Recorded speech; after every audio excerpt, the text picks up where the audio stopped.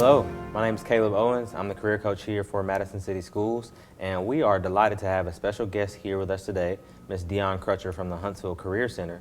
And she's going to give us a lot of information about a special opportunity for some students here in our school system. Without further ado, we are going to let her introduce herself, and we are going to have a quick conversation. Okay. Ms. Deione, how are you doing today? I'm good, thank you. Glad to be here. That's great. So why don't you just tell us your name and just kind of tell us what you do at the Career Center and like what your job is. Okay, my name is Deione Crutcher, and as you said, I am at the Huntsville Career Center. We have them all over, but I'm at the Huntsville Center one. I am an employment service representative. I primarily work with youth 17 to 24 who have some sort of barrier. Okay. And I work with them to establish education, employment, other things, whatever they may need due to that barrier. Okay, really cool. So I know that you're at the Huntsville location. Where exactly is the Career Center located in Huntsville? For those that don't know, we're off Sparkman Drive, 2535 Sparkman Drive, across from the Walmart. And if you're using your GPS, the zip code is 35810. Okay, that could be helpful because Yeah. I know we all use GPS these That's days. Alrighty, so let's just get down to it. I know I've said the acronym WIOA a couple times. I know you've mentioned it. What is that? What does it stand for? And you know, what do students need to know about it? Well, funny thing, in the education community it's WIOA because they pronounce everything, but yeah, Right. but it actually stands for Workforce Innovation and Opportunity Act. Okay. And it's a grant-funded program that, again, is for individuals, youth, and adults with some sort of barrier. And it provides free funding grants. Okay, and I know you mentioned the term barrier, and I know that everybody's going to be on an individual basis, and we'll talk about that later, but what are like maybe one or two examples of like what a barrier could be? A barrier, of course, the most popular one would be income, you know, low income, that's one. Another could be you're a single parent. Another could be you have a background. That's a barrier. We okay. assist those, and most people think that eliminates them from programs, which is Right. why they need to be honest when they come in, because something like that could actually help them be eligible for the program, but those are just a few. Okay, very fascinating. So as far as how much funding students or people can receive, how does that work? How much funding is available through? Okay, now funding is never guaranteed. It is Right. on a come and go basis, but when they come and apply, the way the funding works is those that are eligible, tuition and books for the ITA, which stands for individual training accounts, goes directly to the school. It's payable to the school in the form Okay. of a grant, and it Gotcha. pays for books and tuition. Alrighty, and just to clarify, you know, for everybody that's listening, the way that grants work is that's money that you can receive for school and you don't have to pay that back. So Correct. that's always a plus if you can get a grant. You know, scholarships is a type of grant, but that's what we're talking about, just Yes. so everybody knows. Now, as far as qualifications to receive those funding, that funding, how do students qualify, or how do they know if they're qualified? The first thing they need to do is go to alabamaworks.alabama.gov. They Okay. need to register. That's the quickest way. If they don't have internet access or computer at home, they're free to visit the Career Center off of Sparkman Drive and use our resource room there. We have computers, we'll help them. They'll need to upload a resume. Okay. Once they've done that, they're in the system. They need to actually visit the Career Center. They have to come in person. Okay. They have to sit with a counselor, and they determine then whether or not they might be eligible for funding. Okay, so I think one important thing to remember here is it's definitely an individual basis. Yes. So I know you can't sit here and say, hey, if you have this, this, and this going on, you come in, you'll get qualified, or if you have this, you won't. I think that's important for everybody to remember. It's an individual basis. It is. And the thing I stress most is you can have two families, two women walk in with two children. One may qualify, one may not. And that's Right. because there may be that one determining factor that differs. And the other thing is, don't let anyone tell you that you do or don't qualify because of what they think they know. Sit with a counselor. I stress that you must come in and sit with a counselor. Yes, that makes sense.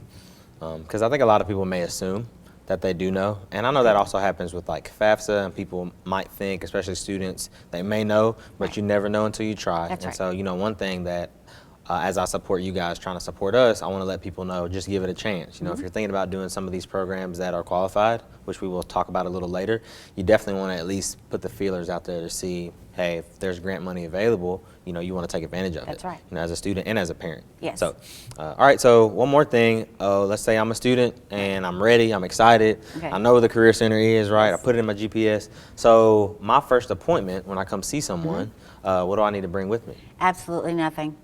Because what we're going to do is, you've registered in Alabama Works. We're going to have you fill out a customer information sheet, which is front and back. It's very simple, just a few basic questions. When you sit with that counselor, they're going to determine what makes that individual eligible. Okay. So depending on what makes them eligible, we'll determine what type of documentation they need to bring back. Right. So for you to bring your driver's license and social security card at the first visit is pointless. We're not going to take it. We're not going to need it. It's not necessary. We will give you a list of exactly what you need that make you eligible to bring for your first official appointment. Okay, and that's a big deal, because I know sometimes when people apply for different things, half of the battle is getting there, and half of the battle is what paperwork do I need, what Right. documentation, did I leave something, or if there's not clarity about the resources that I do need. Right. So I feel like that takes a little bit of pressure off of everybody. Yes. Just show up, introduce yourself, y'all will assess the situation, and then let them know, hey, this is a list of what you need when you return, and we can talk again. Right. So I We think start the that's- process from then. Yes. Exactly. Now, as far as that process, once it gets rolling, what's the time frame on that, Deione? How does that work? Now that varies depending on the individual. I would say the average time is 1 month. So if a student is trying to enroll in a class, what's this, February for March, it's not going to happen. Right. It does take about 1 month, simply because the initial visit we're assessing and we're determining. We then give you a list of things to bring back. We have certain documentation to complete. We do have to do a basic test and things like that. If we finish all of our part in 2 weeks, or if we could physically do it in 1 week, we still do have to allow Montgomery and the processes and the red tape at least 2 weeks minimum to process that final approval. Okay. So do start at least 1 month prior to classes Okay. starting. And I like to talk details, and so I used to work at Calhoun. I was an advisor there. I did some recruiting. So typically their school year, just using them as an example, starts around like August Right. the 20th, right? So best case scenario is when a student graduates high school, you know, to maybe do it then, because they have a lot of cushion, right? But if they were able to wait a little closer, when would you say is like the sweet spot for That them to is do a it? very good point, because right out of high school, a lot of their paperwork might have expired. So that was a very good point. So if school starts August 5th, because my daughter's in college, so it starts August 5th, first part of July Okay. is a very, very good time. Okay. End of June, first part of July.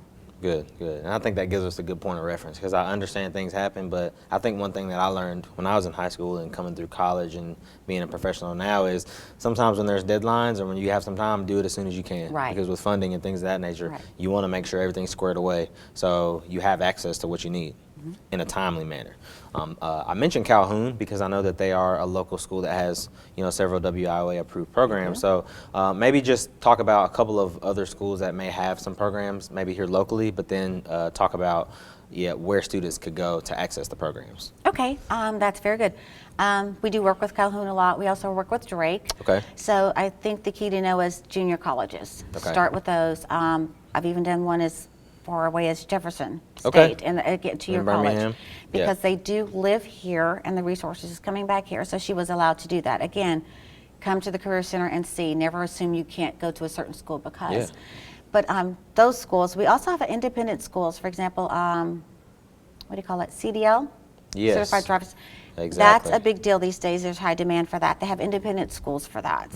To access those, when you register in Alabama Works at alabama.gov, when they register, if they go to the left side of the screen, it's going to say education or training or education, something like that. When they click on that, a drop down will come down and they can click on search local schools and providers.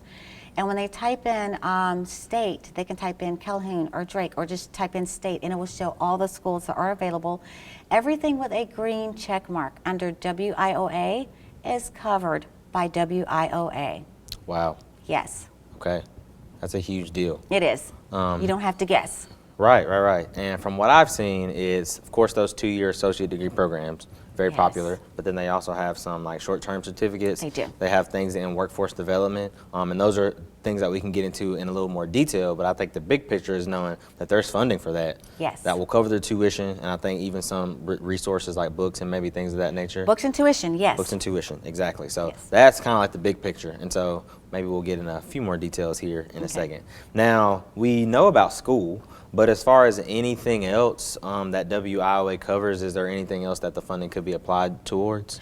Yes, there actually is, because once an individual comes in and we determine they are eligible, WIOA eligible, they are then eligible for the work-based learning program if they're between the ages of 17 and 24, and that's for individuals who might have just graduated high school. Wow. And they're not sure what they want to do, and they want to try working in a certain career or a field. And that's primarily where I come in a lot, because working with community employers who are looking to hire people, the grant pays their salary while the employer trains them in a certain skill set. Wow. For those that have no skill sets, have never had a job before, we send them on interviews to work with these people, you know, to get hired on. And again, the grant pays them. For older individuals that are over the age of 24, and for some under 24, there's the on-the-job training program. Okay. And that's where the employer hires them and says, you know what, I love this person, but they don't have all the skills that we need, but we really want to invest in them. Again, that grant-funded program wants to give that individual with that slight barrier the opportunity they otherwise would not have had. Right. By reimbursing that employer 50 to 75% of that person's salary as an incentive to hire that person. So that person is being hired and paid like everyone else while receiving training. Wow, so the employers get something out of it, and so do, you know, the participants, the Yes. people that are working. And I Yes. think, you know, sometimes it's hard to break that cycle. Hey, I applied for a job, they want me to have experience, Right. but I haven't been able to get hired anywhere, so I don't have experience, so how do I do that? So Right. I think that that's really important. And that's how WIOA, not WIOA, that's how the education and the work portion of it works as well. So say when someone's in college about to graduate, well, they need that experience. Well, because they're already WIOA approved, they Right. still qualify for work experience, and we can try to match them with someone in that field so they can get that experience. Absolutely. So I'm really excited to talk about this next topic, because when I know people can get money for school, For and when free. I know that there's resources, it gets me excited, because, you know, I'm passionate about that. So if we have students that have applied for, have done their FAFSA, and they qualify for a Pell grant, you know, I've heard people talk before, hey, sometimes there's different funding that you can't put together. So can they receive WIOA funding and also use the Pell grant? Absolutely, because what we have is, like I said, for one, when you go to the website and look, anything with a green check mark, if you are eligible for WIOA, anything with a green check mark, any program is covered under WIOA, so that is covered. The Pell Grant money is not our concern. That's a completely different pot of money. Now, I will need to say this, that for the 2-year programs such as nursing, they must apply for both. Just because we want to make sure that they have that little extra cushion. Say something happens with WIOA and they miss a semester, or something happens with the student. We don't want them to get to the end of their nursing career and then decide, oh, I don't have enough money to finish. Well, Right. that's money WIOA's wasted, they've wasted. So in some instances, they have to apply for both, but we don't care about the Pell Grant as long as they're eligible for WIOA. And what I've seen from a lot of different situations is, like you already told us, the WIOA funds will go straight to the school. Yes. So, you know, that's there to cover tuition and things of that nature. And the Pell Grant, however that works, that will go to the student. So However the school does it, whatever's Right. left over, just that's typically how they do the disbursement. So, you know, good. for anything that they need as far as educational purposes, and so I think that's a huge deal. That know? is. And I think that a lot of students, and it's not all inclusive, but Right. the students that may qualify for WIOA, there could be a high likelihood that they may qualify for a Pell Grant. It just very, depends. very likely. It depends, but it's very likely. So Right. to me, I think that that's a no-brainer. You know, that's a win-win. But I think to kind of frame it for everyone, if you are thinking about doing something that's a 2-year program that is a certification, or something like CDL, phlebotomy, things of that nature, definitely give it a thought. You know that we have a resource with you, and you have other, you know, colleagues there at the Yes. Career Center that work with you. But I think that, you know, knowing that funding is there, and really what they need to do is come talk to you guys and see about it. I think that that's the main thing that they need to remember, that hey, I have a place I can go at least to test the waters. Right. So how soon can some students apply? Because I know people may be thinking, all right, it's February or it's March or whatever. How soon can I apply? So what does the timeline look like for some seniors now that may be thinking about this? Oh, that's great. They should definitely register on alabamaworks.alabama.gov right now and look and see what the training opportunities are first. Because again, you don't want to apply too soon. We don't want your documentation to expire, but start looking and getting a feel for it. And if we have it, definitely start around end of June, 1st of July. Okay. Yes. That's a good time frame. It for is. people It to really remember. is. Okay. But they can look now. Okay. Well, I think you covered a whole lot. Is there anything else that, maybe that I missed or something that you want to just make a point about WIOA that maybe we didn't cover? No, I think that about covers it. Yeah. Okay. Did really good. Well, thank you for being here with us. This was great for having me. information. We appreciate it. Thank you, everybody, for joining in and watching. If you have more questions, I definitely can get you in touch with Ms. Deione Crutcher. You can refer to me. I have information about resources and setting up the account. So we want to make sure everybody gets squared away and everybody has the information. So thank you for joining us, and have a great day.